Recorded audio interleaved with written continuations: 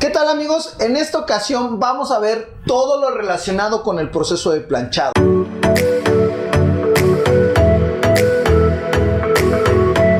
Lo primero que debemos de considerar es las características de nuestro equipo, de nuestra prensa de calor.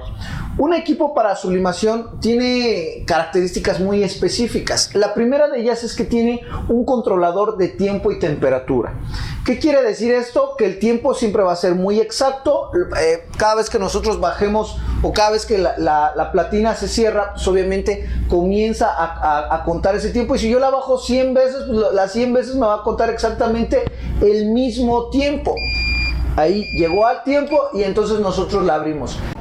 La otra es que el control de la temperatura es muy exacto y es uniforme sobre el 100% de la superficie de la platina. Es decir, no tengo una temperatura aquí y otra acá. Si yo digo que son 200 grados, esos 200 grados deben de estar sobre toda la superficie de la platina. La temperatura es uniforme.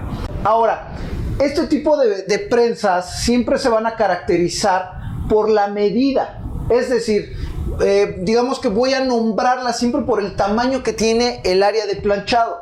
Por ejemplo, esto es una 38 por 38 centímetros. Cuando hablamos de los combos, estamos mencionando que tenemos por ahí 29 por 38 es el área de planchado, es el tamaño de la resistencia.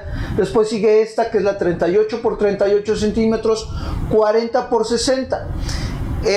Este tipo de prensa de calor plana y el combo me sirve para planchar superficies o impresiones en A4.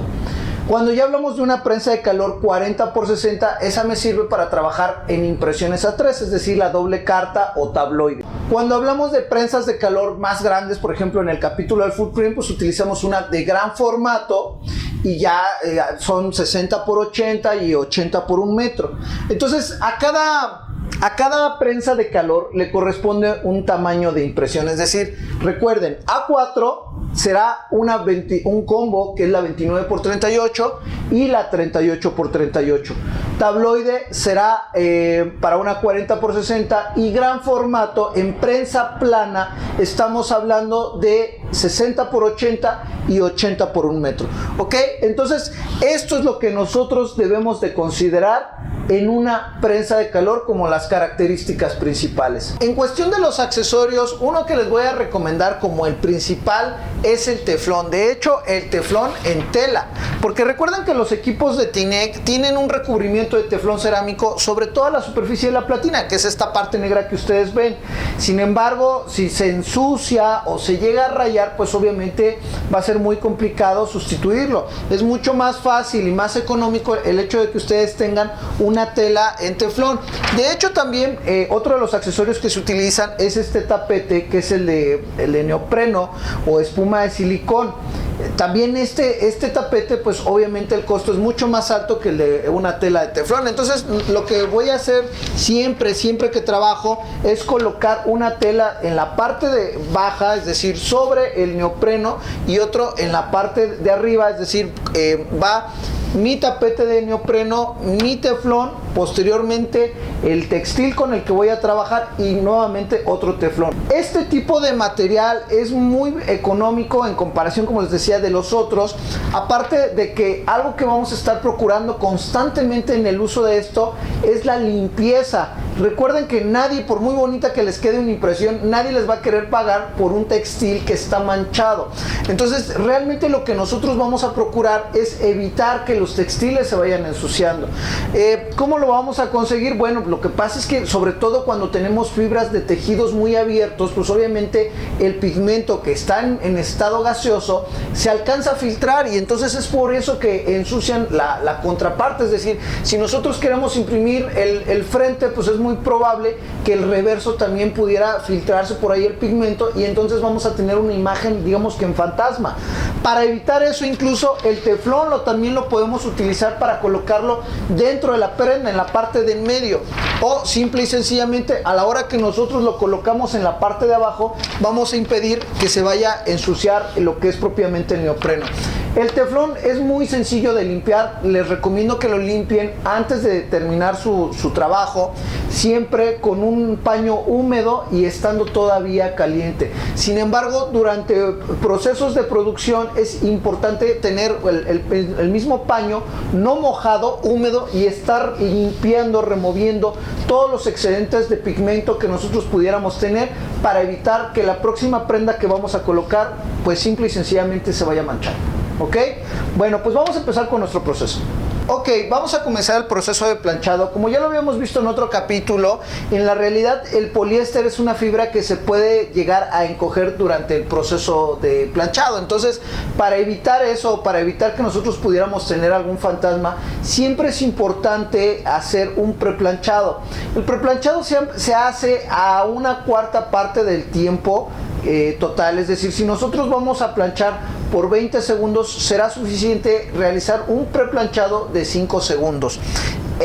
A la misma temperatura, y no es necesario inclusive que cerremos la prensa completamente, es decir, no tenemos que dar la misma presión, pero sí es importante que la fibra sienta el contacto que la fibra tenga contacto con la platina para que sea exactamente la exposición a la misma temperatura y por tanto se pueda contraer antes de que nosotros realicemos ya el planchado final.